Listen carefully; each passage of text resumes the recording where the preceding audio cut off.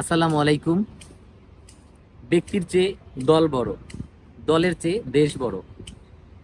যেখানে আমাদের দেশের 3টা 4টা বা 5টা জেলা খুব খারাপ অবস্থা ছিল, বন্যায় তাদের খুব দুর্ভোগ ছিল, সেখানে এই আনসার বাহিনী তাদেরকে সহযোগিতা না করে, তাদেরকে হেল্প না করে, তারা 15 বছর যে দাবি, তাদের মনে কোনো দাবি ছিল না শুধু ভালোবাসা ছাড়া, এখন 2 মাস হয় না তারা দাবির জন্য আসছে। আমি মনে করবো এরা কুলাঙ্কার না হলে দেশের এই পরিস্থিতিতে তারা কখনো গিয়ে সচিবালয় ঘেরাও করতে পারে নাই। ছাত্ররা আন্দোলন করছে, বিএনপি আন্দোলন করছে, জামাত আন্দোলন করছে, কখনো তারা আপনার সচিবালয় ঘেরাও করে নাই। কারণ তারা জানে রাষ্ট্র চলতে হলে সচিবালয় ওপেন থাকতে হবে, এখান থেকে সবকিছু আইন পাস হয় বা যত বিল বাল যা আছে সবকিছু এখান থেকেই পাস হয়। তাদের থিঙ্কিংটা কি আপনারা বুঝতে পারছেন? তারা ডিরেক্টলি সচিবালয় গিয়ে আক্রমণ শুরু করলো। তারা বুঝছে যে রাষ্ট্র সবকিছু এখান থেকে হয়, এখানে বন্ধ করে দিলে মনে হয় তাদের সেই ব্যাক করবে, বুবু তুমি দেশে আসো।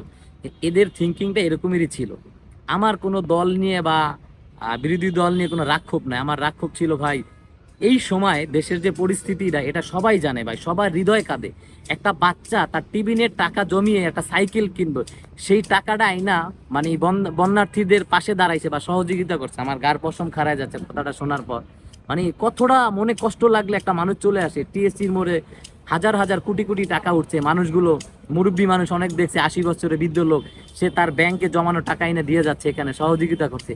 আসলে এই ভলান্টিয়ার বাহিনী, এদের দরকার ছিল এই বন্যার্থী মানুষের পাশে দাঁড়ানো। সেখানে না গিয়ে তারা তারা কি করছে, তারা এই সময় তাদের দাবি দাবা নিয়ে সচিবালয় ঘেরাও করতে গেছে। মানে এদেরকে হয়তো কেউ না কেউ উস্কানিমূলক কথাবার্তা বলছে, দেশের বিশৃঙ্খলা সৃষ্টি করা যায় কিভাবে, এই জন্য তারা আসছে। আসলে তারা ওই বিবেকবান কোনো লোক না। আমি জাতির কাছে একটা কথা রাখবো যে এই আনসার আমাদের দরকার নাই। এত সুন্দর মানে দেশ পাইছি যুদ্ধ করে, সেই দেশে এসে আবার এরকমের কিছু কুলাঙ্কার আসবে, এরকমের আমাগো এই আনসার বাহিনীর প্রয়োজন নাই। আমাদের আনসার কোনো কাজে লাগে না।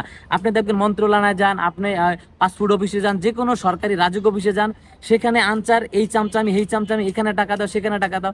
আসলে এদেরকে রাখছি মানে 1টা 2টা 3টা ধাপ, মানে ঘুষ খাও, তারপরে এই ফাইল টেবিলের নিচ দিয়ে দাও, তারা সহযোগিতা করে।